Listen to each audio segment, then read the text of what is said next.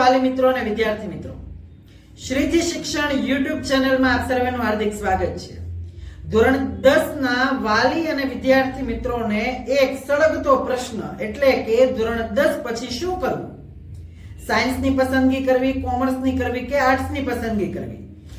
હા મિત્રો, અત્યારે ધોરણ 10 જે વિદ્યાર્થી મિત્રોએ બોર્ડની પરીક્ષા આપી છે એમનો સૌથી અગત્યનો પ્રશ્ન એટલે કે ધોરણ 10 નું રિઝલ્ટ આવી ગયા પછી સાયન્સમાં જવું, કોમર્સમાં જવું કે આર્ટ્સમાં જવું?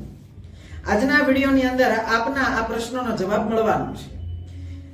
વાલી મિત્રો અને વિદ્યાર્થી મિત્રો, જ્યારે તમે તમારા સંબંધીઓને પૂછતા હશો કે જ્યારે તમે કોઈને વાતચીત કરતા હશો કે મારા દીકરા કે દીકરીને ધોરણ 10 નું પરિણામ આવવાનું છે અથવા તો આવી ગયું છે અને મારે ધોરણ 10 પછી એમને સાયન્સ લેવડાવવું, આર્ટ્સ લેવડાવવું કે પછી કોમર્સ લેવડાવવું, તો ત્યારે તમને જનરલી એવું સાંભળવા મળતું હશે કે જો 80+ ટકાવારી આવે છે ને તો તમે સાયન્સની પસંદગી કરી શકો, અથવા તો 60 થી લઈ 80 ની વચ્ચે આવે છે તો તમે કોમર્સની પસંદગી કરો, અને જો 60 કરતા નીચે આવે છે એટલે કે જો બાળક નબળું છે તો આર્ટ્સની પસંદગી કરો। ક્યાંક ને ક્યાંક આ જવાબ તમને જનરલી સાંભળવા મળતો હશે, સાચું ને? પણ ખરેખર મિત્રો એવું નથી। સાયન્સ, કોમર્સ અને આર્ટ્સ એ માત્ર ને માત્ર ટકાવારીના આધાર પર નક્કી થતું નથી। મેં એવા પણ વિદ્યાર્થી મિત્રોને જોયા છે કે જેમને 60% છે એમણે સાયન્સ લીધું છે, જેમને 90% છે એમણે જે છે આર્ટ્સ અથવા કોમર્સની પસંદગી કરી છે। એટલે ટકાવારીના આધારે આપણે એવું ન કહી શકીએ કે સાયન્સ, કોમર્સ અને આર્ટ્સની પસંદગી કરવી જોઈએ। તો કયા આધારે આપને પ્રશ્ન થતો હશે, તો સર કયા આધારે અમારે પસંદગી કરવી જોઈએ? એ પસંદગી કરવા માટે તમને કઈ ફિલ્ડની અંદર રસ છે, કઈ ફિલ્ડની અંદર તમને વધારે પડતી રુચિ છે, એ ફિલ્ડની તમે પસંદગી કરો, અને એ ફિલ્ડની પસંદગી કરશો તો એમાં તમારું જે કરિયર છે એ ચોક્કસથી સફળ થવાનું છે। તો ચાલો જાણીએ કરિયર અને ફિલ્ડની પસંદગી કરવા માટે તમને રુચિ છે તો એની અંદર કયા કયા વિષયો આવે છે અને કેવા વિષયની રુચિ હોય તો કઈ ફિલ્ડની અંદર તમારે પ્રવેશ મેળવવો જોઈએ। સાયન્સ બેટર છે, કોમર્સ બેટર છે કે આર્ટ્સ બેટર છે?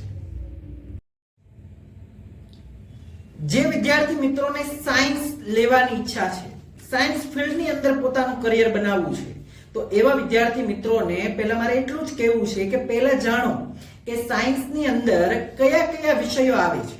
તો સાયન્સની અંદર બેઝિકલી વાત કરીએ તો ફિઝિક્સ, કેમેસ્ટ્રી, મેથ્સ, જો એ ગ્રુપની પસંદગી કરો તો મેથ્સ, અને બી ગ્રુપ એટલે કે બાયોલોજી ગ્રુપની પસંદગી કરો છો તો બાયોલોજી વિષય આવે છે।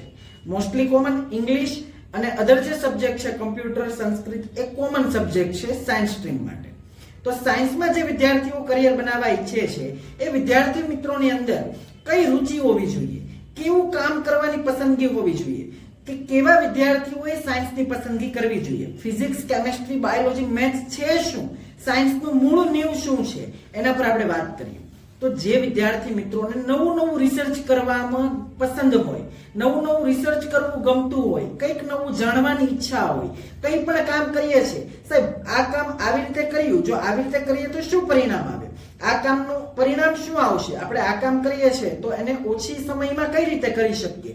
તો આવા જો વારંવાર કંઈક ને કંઈક પ્રશ્ન ઉદ્ભવે છે અને એના સોલ્યુશન માટે તમે તત્પર છો, તમને રુચિ છે, એમાં રસ છે, એવા વિદ્યાર્થીઓ માટે સાયન્સ ફિલ્ડ એકદમ બેસ્ટ છે। જે વિદ્યાર્થી મિત્રોનું પહેલેથી સ્વપ્ન છે કે મારે ડોક્ટર જ બનવું છે, મેડિકલ ફિલ્ડની અંદર રહી અને સેવા કરવી છે, એવા વિદ્યાર્થીઓ પણ સાયન્સમાં બી ગ્રુપની પસંદગી કરી અને સાયન્સ ક્ષેત્રે પોતાનું કરિયર બનાવી શકે છે। જે વિદ્યાર્થી મિત્રોને એન્જિનિયરિંગ થવું છે, એ પછી સિવિલ એન્જિનિયરિંગ હોય, મિકેનિકલ એન્જિનિયરિંગ હોય, ઇલેક્ટ્રિકલ એન્જિનિયરિંગ હોય, મનમાં ફિક્સ જ છે અને એ હેતુથી એમની ઈચ્છા છે, એમની રુચિ છે કે મને તો ગાડીઓ ડિઝાઇન કરવી, રિપેરિંગ કરવી ખૂબ જ ગમે છે, ગાડીના પાર્ટ્સ પર વર્ક કરવું ગમે છે, અને મિકેનિઝમ પર વર્ક કરવું ગમે છે, તો એ વિદ્યાર્થીઓ એન્જિનિયરિંગ થઈ શકે છે, મિકેનિકલ એન્જિનિયર થઈ શકે છે, સિવિલમાં, બાંધકામમાં એમને ઇન્ટરેસ્ટ છે તો એવા વિદ્યાર્થી મિત્રો જે છે એ સિવિલ એન્જિનિયરિંગની પણ પસંદગી કરી શકે છે। ટૂંકમાં વાત કરીએ તો સાયન્સ એટલે કે લોજિકલ માઇન્ડ જે વિદ્યાર્થી મિત્રોનું છે, રિસર્ચ બેઝ જે વિદ્યાર્થી મિત્રોને વર્ક કરવું છે, જેમને રુચિ છે, એવા વિદ્યાર્થી મિત્રો સાયન્સની પસંદગી કરી શકે છે। અગાઉ પણ આપણે વાત થઈ કે ટકાવારી જે છે એ ફિલ્ડ પસંદ કરવા માટેનું માધ્યમ નથી। આપ 60% આવે, 70 આવે, 80 આવે કે 90 આવે, કોઈ પણ ટકાવારીએ સાયન્સની પસંદગી કરી શકો છો. આપ વિષયની પણ વધુ માહિતી આપણે ઇન્ટરનેટના માધ્યમથી મેળવી શકો છો અને એ વિષયોમાં જો આપને રસ છે તો આપ સાયન્સ ક્ષેત્રે આપનું કરિયર બનાવી શકો છો. હવે વાત કરીએ આપણે કોમર્સની. જે વિદ્યાર્થી મિત્રોને કોમર્સમાં જવાની ગણતરી છે અથવા તો કોમર્સ પસંદ કરવાનું પ્લાનિંગ કરી રહ્યા છે એવા વિદ્યાર્થીઓ મિત્રોને મારે કહેવું છે કે કોમર્સમાં કયા કયા વિષયો આવે છે. તો એમાં statistics, accounting, economics, English, SP, BA જેવા વિષયો જે છે એ કોમર્સના વિષયો છે. જો આ વિષયોની અંદર આપને રુચિ છે તો તમે કોમર્સની પસંદગી કરો અને એમાં આપનું કરિયર બનાવી શકો છો. હવે વાત કરીએ કે કોમર્સમાં પસંદગી કરે છે જે વિદ્યાર્થી મિત્રો અથવા તો કોમર્સમાં જે વિદ્યાર્થીને જવું છે એ વિદ્યાર્થીઓમાં કેવી રુચિ હોવી જોઈએ, શેમાં રસ હોવો જોઈએ, એના પર આપણે વાત કરીએ તો કોમર્સના વિદ્યાર્થીઓ જે હોય છે એમને નફા અને નુકસાન પર વધારે ફોકસ હોય છે. એમને નફો અને નુકસાનનું જ્ઞાન વધારે છે. હું આટલામાં વસ્તુ ખરીદું, આટલામાં વેચું, એનામાં સેલિંગ પાવર વધારે હોય છે. એક બિઝનેસ કરવાની આવડત જે કહેવાય એ પણ એક કોમર્સના વિદ્યાર્થીમાં વધારે હોય છે. જો આવી વસ્તુઓમાં આપને રુચિ છે, આવા કાર્ય કરવામાં આપને રુચિ છે તો કોમર્સ તમારા માટે બેસ્ટ ફિલ્ડ છે. જે વિદ્યાર્થીની કોમ્યુનિકેશન સ્કિલ સારી છે, કન્વિન્સિંગ પાવર સારો છે કે સરળતાથી કોઈ પણ વ્યક્તિને તમે કન્વિન્સ કરી શકો, મનાવી શકો છો. ઘરમાં તમારા ભાઈ બહેન, મમ્મી પપ્પાને તમે કોઈ પણ વાત માટે સરળતાથી તમે કન્વિન્સ કરી શકો છો. જો આવો કન્વિન્સિંગ પાવર છે, કોમ્યુનિકેશન સ્કિલ છે, તમે કોઈ પણ વ્યક્તિની સાથે વાતચીત કરવામાં ડરતા નથી, સરળતાથી બોલી શકો છો, તમારી વાતને સરળતાથી એમને સમજાવી શકો છો, એમને રજૂ કરી શકો છો. તો આ સ્કિલ છે તમારામાં. માર્કેટિંગ સ્કિલ છે, સેલિંગ સ્કિલ છે. તો આવા વિદ્યાર્થી મિત્રો જે ગણિત સાથે, આંકડાકીય, બેન્કિંગમાં, ફાઇનાન્સમાં જે વિદ્યાર્થી મિત્રોને રસ છે આવા વિદ્યાર્થી મિત્રો માટે કોમર્સ ફિલ્ડ જે છે એ બેસ્ટ નીવડે છે. અને જો આપને પણ ક્યાંક ને ક્યાંક આ બધી વાતો કરી એમાં રુચિ છે તો તમે પણ કોમર્સ ફિલ્ડની પસંદગી કરી શકો છો.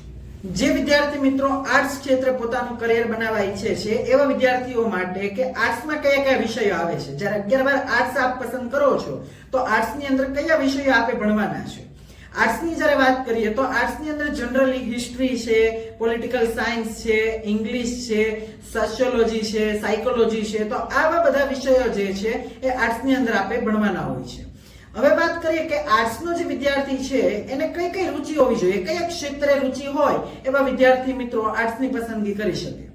તો વાત કરીએ તો જે વિદ્યાર્થી મિત્રને હિસ્ટ્રીમાં રસ છે, એટલે કે ભારતની હિસ્ટ્રી જે છે, ભારતમાં પહેલા યુદ્ધ ક્યારે થયું હતું, ભારતનું બંધારણ જે છે, એને જૂના યુદ્ધો છે, એ બધા વિશે જાણવામાં ક્યાં સમય જતો રહે એને ખ્યાલ ન આવે, આવા વિદ્યાર્થી મિત્રો માટે આર્ટ્સ જે છે બેસ્ટ સબ્જેક્ટ છે. જેમને ભાષાકીય વિષય ગમે છે, જેમને લોકોની સાયકોલોજી પર વાત કરવી, લોકોની સાયકોલોજી સમજવી, એના પર ચર્ચા કરવી, એ વિષય પર વધારે ટાઈમ પસાર કરવો જો પસંદ છે તો એવા વિદ્યાર્થી મિત્રો જે છે એ આર્ટ્સની પસંદગી કરી શકે છે. હવે આપણે વાત કરીએ કે આર્ટ્સ જે છે એ ઘણા બધા, કોઈ વિદ્યાર્થી મિત્રને કોઈ કલાકાર છે, કોઈ કલાકારી છે, એનામાં આર્ટ્સ છુપાયેલું છે તો એવા મિત્રો પણ આર્ટ્સની પસંદગી કરી શકે છે. એટલે કે કોઈને ડ્રોઈંગમાં રસ છે, કોઈને ડાન્સમાં રસ છે, અથવા તો કોઈ નવી વસ્તુ બનાવવામાં એને રસ છે, તો આવા વિદ્યાર્થી મિત્રો માટે પણ આર્ટ્સ બેસ્ટ કરિયર ઓપ્શન તરીકે પસંદ કરી શકે છે. અથવા તો કોઈ વિદ્યાર્થી મિત્ર છે એમને ગવર્મેન્ટ એક્ઝામની તૈયારી કરવી છે, જીપીએસસી, યુપીએસસી, ટેટ, ટાટ, તલાટી, મંત્રી, આ કોઈ પરીક્ષાની પણ તૈયારી કરવી છે તો એના માટે પણ આર્ટ્સ જે છે બેઝ માટે બેસ્ટ સબ્જેક્ટ તમે પસંદ કરી શકો છો. એટલા માટે વિદ્યાર્થી મિત્રો આર્ટ્સની પસંદગી, જો આપને સાયકોલોજી છે, સોશિયોલોજી છે, આવા વિષયો પર, હિસ્ટ્રી પર આપને જો વધારે સમય પસાર કરવાનું પસંદ હોય, એ જાણવામાં રુચિ હોય તો આપ આર્ટ્સની પસંદગી કરી અને આપનું કરિયર બનાવી શકો છો. વિદ્યાર્થી મિત્રો આપણે વાત કરી સાયન્સની પસંદગી કરવી, આર્ટ્સની કરવી કે કોમર્સની કરવી, એ તમે હવે સરળતાથી તમને કયા ક્ષેત્રે રસ છે એના પરથી આપ નક્કી કરી શકો છો. વધુ માહિતી જો આપને જોઈતી હોય તો આવા નવા વિડીયો આ જ ચેનલ પર આપને ટૂંક સમયમાં મળવાના છે.